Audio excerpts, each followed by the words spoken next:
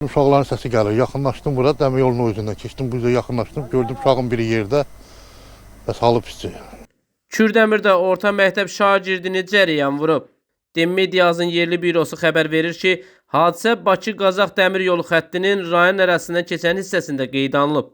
Belə ki, 2011-ci il təvəllüdlü 9-cu sinif şagirdi Səfərli Sərvər Nazımoğlu dəmir yolu üzərində dayanmış qatarın üzərindən keçmək istəyərkən onu yüksək gərginlikli cərəyan vurub.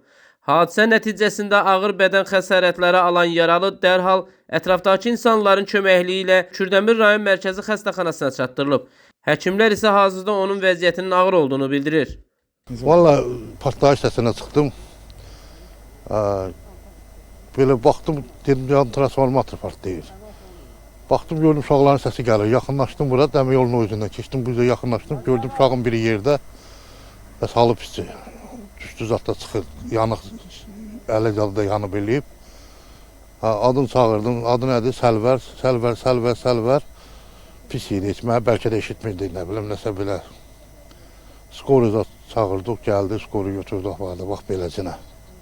Ne nerede oylar burada? Ne iş? Valla biri deyil, nə bilim, şəkil çəkilmişlər, biri deyil, nə qarılmışlar. Qatarın üstündəymişlər, qatarın üstündən deyil, vurub yerə. Görən olub, deyil, tokalı buradan vurub yerə. Neçə minlikdir ki bu? Mən bilmərəm o, nə deyim, Yüksək gərginlik. yüksəkdir, bəli.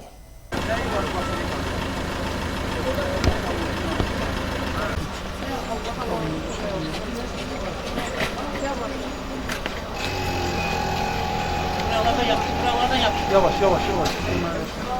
Buralardan yap. Başın üstüne kaldı. 19-13-cü ay 2025-ci il tarixində saat 13:00 radələrində cərəyan vurması səbəbilə 2011-ci il təvəllüdlü şəxs Kürdəmir rayon mərkəzi xəstəxanasına təcili yardım avtomobili vasitəsilə hospitalizasiya olunub.